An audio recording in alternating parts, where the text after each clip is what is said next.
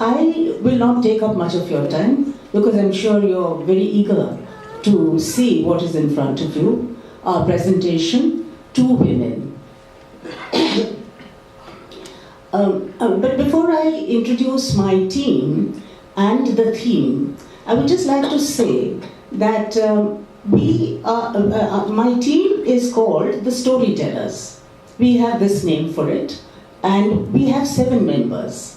It's not that all 7 work for every production. We have 6 productions. Some have 4, some have 5, some even have 2. I mean, one of them has 2, including myself. And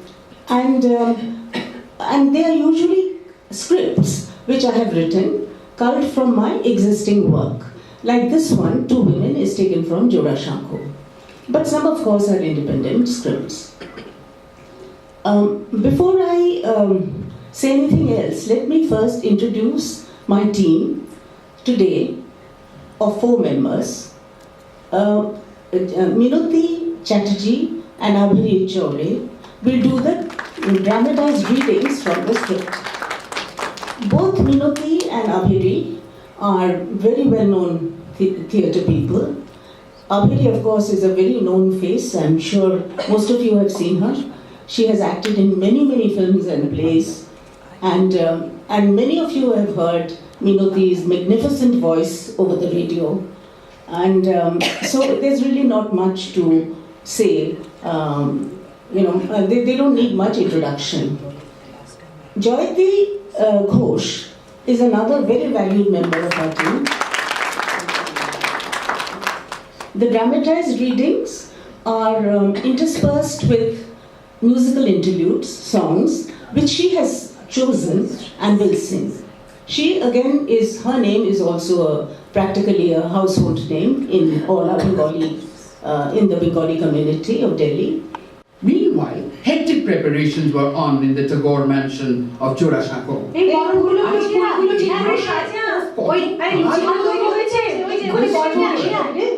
The stewards stood at the vast gates shouting orders, and servants ran hither and thither at his bidding. Men, women and children, eager to catch a glimpse of the bridal procession, had started gathering on either side. The clamour of pipes and kettle drums deafened the neighbourhood, and the delicious aroma of ghee, sugar and spices rose from the cooking pits. It was a special day. Babu Devendranath Tagore's second son, Satyendranath, was bringing his bride home. Inside in the overall, the boy's mother, Sharmila, stiff and uncomfortable in a gold-encrusted sari and quantities of heavy jewellery, sat waiting for her daughter-in-law. A commotion at the gates and a prize of... Can't you see the palki? There's Patnamoshai and his son in the phaeton, sent the women bustling to their task of welcoming the bride. Sharada Sundari rose to her feet.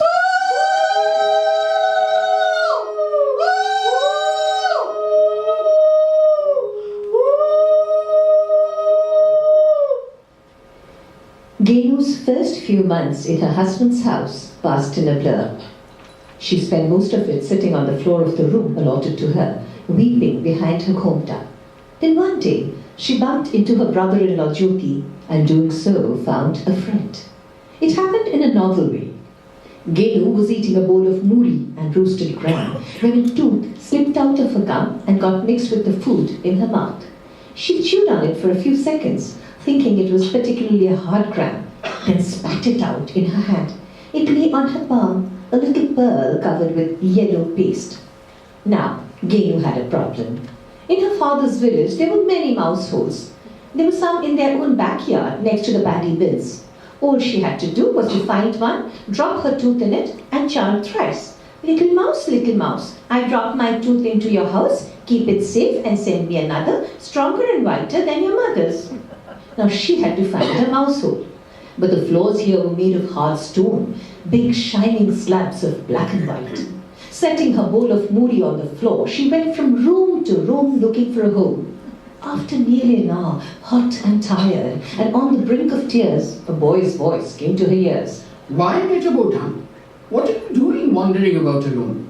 And with that long ghomta too, you'll fall and hurt yourself. Jyotirindranath was his father's fifth son. He was about Genu's age, but a head and a half taller. He was very handsome, the best-looking boy of the Tagore clan. Genu knew who he was. He had come as a meatball, the little bridegroom, at her wedding. My tooth fell out, and I'm looking for a mouse hole. I've looked and looked, but I can't find one. Why a mouse hole? Oh, I must drop it in the mouse hole. If I don't, I won't get another. What will I do then? Come to the garden. We'll find the mouse hole and push that silly ghomta away. How can you walk with your eyes all covered up? Taking her hand, he ran out of the house, pulling her behind him into the garden at the back.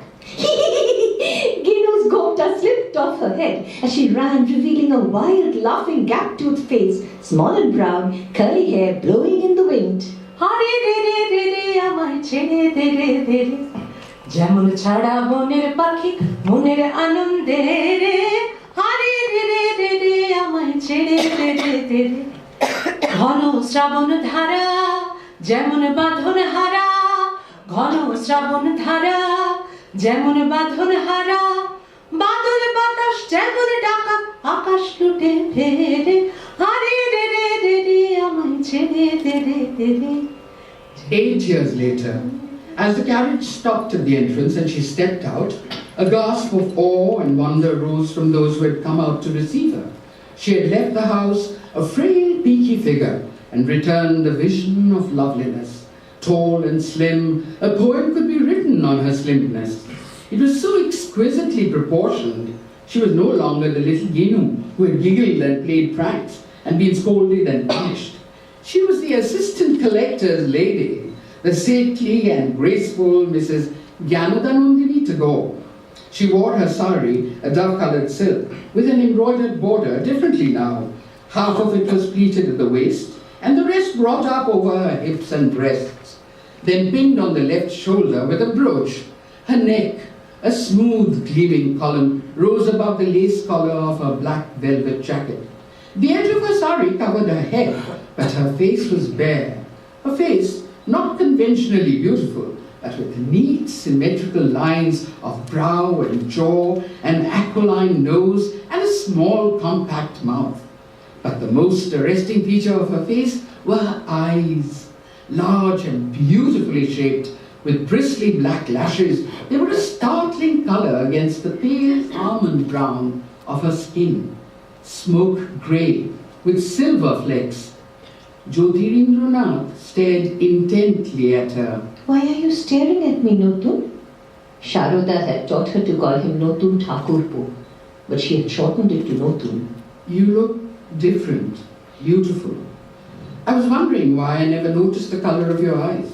লীলা বালি বড় যুবতী সৈগ কি দিয়া সাজাই মুতারে লীলা বালি বড় যুবতী সৈগ কি দিয়া সাজাই মুতারে মাথায় চাইয়া টিপতি মু জলুয়া লাগাইয়া শৈল পিন্ধন চাইয়া শাড়ি দিমু ওড়না লাগাইয়া শৈগ কানু চাইয়া কানফুল দিমু পান্না লাগাইয়া শৈল কি দিয়া সাজাইমু তারে